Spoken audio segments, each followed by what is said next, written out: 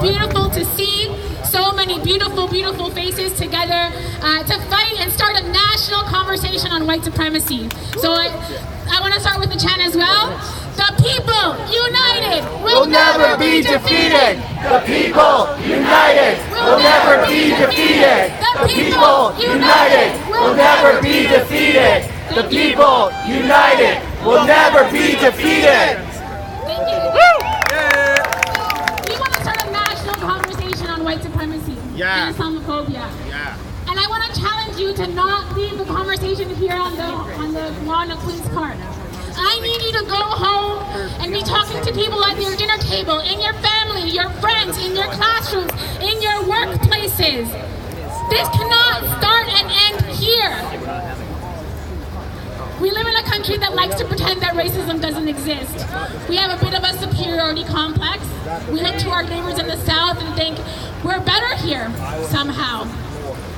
And that inability to acknowledge the issues that we have right here at home are the reasons that we're seeing this recent rise of white supremacy. I also want to talk to the media. And it's important that you understand the role that you play in this conversation.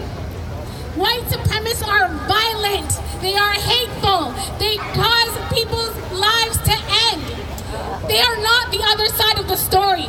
And you need to remember that when you're engaging in this conversation.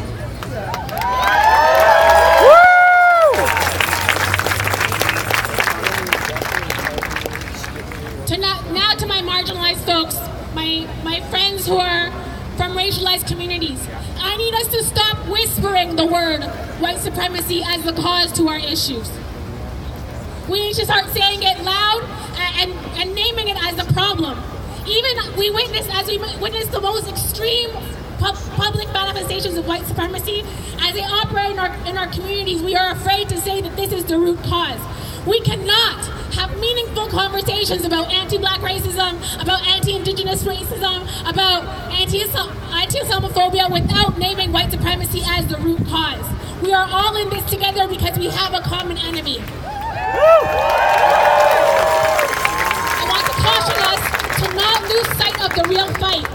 While our Black and Aboriginals people are still overpopulated in jails, while our school systems continue to exclude the histories of the most marginalized, while our governments continue to create laws that disenfranchise immigrants and refugees and debate whether Muslimness and Canadianness can live together, our media and our government leaders continue to frame what happened in Charlottesville, what happened in Quebec City, at the Quebec City Mosque, as attacks by lone soldiers, as just a few misguided eggs, as if our countries weren't built on the backs of slaves, as if we don't continue to systematically kill our indigenous communities, and as if we don't still live in a system that privileges one group at the expense of another. Shame! Our community is living in the aftermath of a decision to not lay terrorism charges against the perpetrator or the killer, the shooter who targeted the mosque in Quebec City. He committed a massacre. And this man has not been labeled as a terrorist. He has not been charged with a hate crime. He has been charged with murder. He committed a massacre against 6 Muslim men in a mosque, and I'm at loss for words of what is happening here. Do you only have to have brown or black skin to be labeled what you are? Is that what's happening here?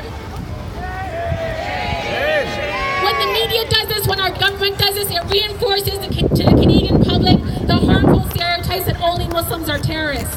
This is deeply concerning because it will serve to perpetuate the kind of discrimination and violence that we continue to face.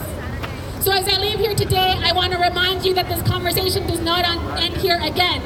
I want to reiterate, go home and talk to your family members, talk to your parents who have experienced this, who have lived this, who have lived with this in silence. It is our turn to pick up the mic, to talk to our colleagues, to talk in our workplaces, to talk in our classrooms, to collect our allies. And I'm talking about everybody, not only racialized folks.